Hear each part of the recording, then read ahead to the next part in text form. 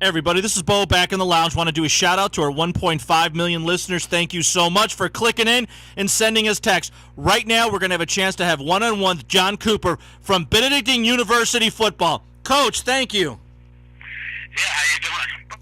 Good, sir. Good. How was your summer? Well, it was interesting.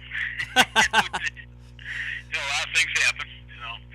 Now, Coach, you got a game in a couple days right now with Elmhurst, and Tim Lester has done a wonderful job with that program up there in Illinois, kitty corner from you all. I'm sure the kids, the freshmen and the JV, are all excited at this point. Oh yeah, I mean, we just we opened our practice week today. Actually, we did, yesterday was our day off, so we're gonna see how we came out of the scrimmage injury wise and those kinds of things, and see what we've got. So the kids are all fired up. They're ready to get into game week. Yeah, I mean, as we sit through the season up here for high school football, a lot of the kids have played in 7-on-7 with different camps across the state, even across the country. And when they get a chance to lace up and start hitting people, you can see the euphoria in their faces. And I bet you right now on campus you've got a lot of guys waiting to blast somebody. Well, we certainly hope so. Let's put it that way.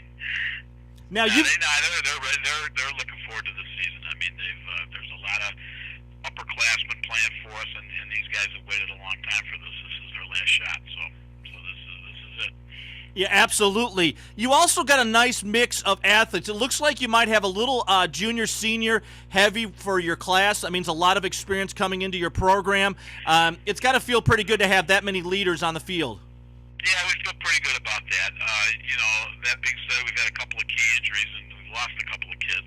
But we're overcome. We got a few kids that are going to miss the first couple ball games. But we're looking forward to building as we go and hitting the ground running when we get in our conference schedule. Now, as we spoke before when we were trying to set this call up, you've got a nice Michigan roots here. You got some Bishop Foley guys. You got some other guys from Brother Rice. It looks like you're pretty strong in that category. Yeah, Michigan has been a great state for us.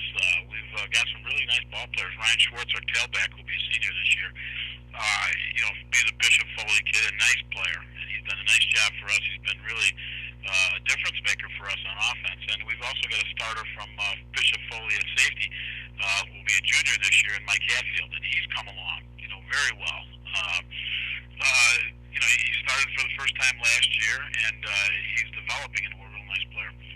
Yeah, I mean, you look at your lineup that you have from all across the country, and literally you've got kids from all over this country coming to your program for whatever reason. It's got to be you, right, Coach?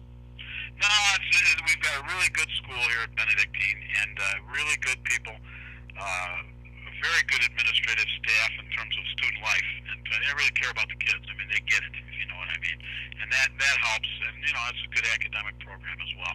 So yeah, the football program, we're in a building mode. We started out with very, very few kids, and we've got our numbers up, and now we're hoping to take another step and not be just 500. Coach, you've got some juggernaut programs that are part of your university now. When I look on here, like Lumen Christi on the west side of the state of Michigan, they have been just juggernauts in their program, well coached in fundamentals. It seems, if I look through your lineup, a lot of your kids have already been programmed for fundamentals in football. I look at other programs, they come from a lot of other schools where they're running on sheer talent, and they've got to spend a lot of time off campus on teaching, basic fundamentals. Your class right now, it looks very fundamentally sound, at least on paper, from onlookers.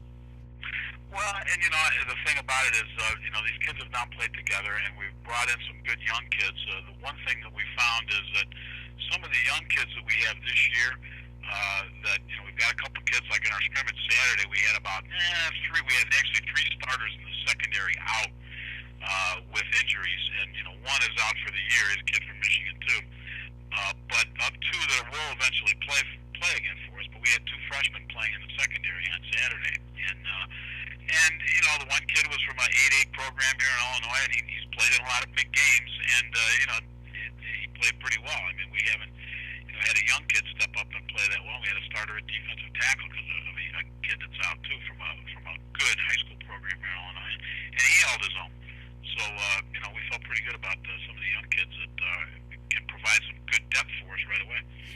Coach, one of the things that you can speak volumes of this right now because you've got some freshmen and you've got some underclassmen that are going to be showing up for you all.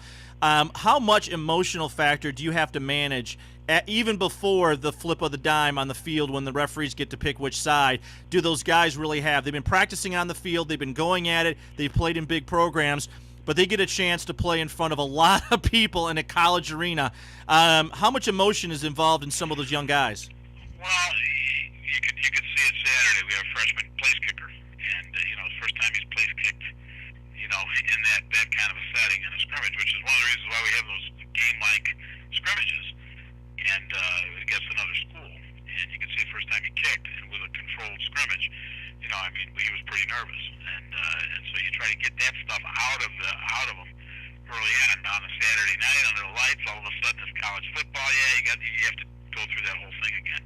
And you have to manage the emotions with the older players too. You got some kids that have very high expectations, and we're playing a very brutal opening schedule with three very very good football teams. Four, in fact, I looked down the line. Our first 5 games are absolutely brutal in terms of so these kids have to realize that you take it one play at a time, and you get all fired up to play, but you understand that there's going to be peaks and valleys in every football game, and you got to handle those peaks and valleys. Yeah, and especially coming into it. Now, you know what Tim does over at Elmhurst. What are kind of things that you're trying to get your players, especially in the secondary, to pay attention with that quarterback he has? Well, Tim I'll add, is an excellent football coach, and we've really admired. I've known Tim for a long time. Before I had a chance to coach against him, I've known him when he was at Wheaton South, up here in the area of Western Michigan, and this guy has a great football mind, and you can learn a lot of football from playing against him. And so he does a great job with those kids in Elmhurst, and he's got a lot of good young talent coming in. We understand, plus a fairly good veteran outfit coming back. So they're going to be good for a long time. And as far as playing against them, it's not just the passing game. The passing game is what beat us last year, but he's also got a real nice running attack and some very athletic quarterbacks that can make plays with their feet. Coach, I try to figure out how you all keep so energized for each season, because the football season now is almost 12 months out of the year. The kids are training in their own off seasons, whether they're on campus or off. They've got to, maintain certain, obviously academics, and you've got to, try to make sure that that's managed correctly at your school. I don't think it would be a problem, as it would be with some other programs, but still. What do you do to energize yourself, even though game time's so shortly away? But in the off season, what do you do to just relax and decompress and get ready for the next incoming? Well, I'm kind of a football junkie, but I do like to do things with family. I have a grandson that I spend a lot of time with. So we do a lot with family. We would like to take more vacations, but we don't. But for me, it's just enjoying my family. And I got 3 sons that all enjoy sports and do different things, so we get very active with them. Coach, thank you so much for letting us to step in while you get ready for a game. We'll be following it online, and we'll give you a call in about a couple weeks after the game's over and get ready for the next one. Would that be okay? Sure. Hey, guys, John Cooper, the John Cooper from Benedictine University. He is one of our favorite stops in the early season. We're going to follow him throughout the rest of the year. Thanks a lot, Coach. Okay, thank you. You take care.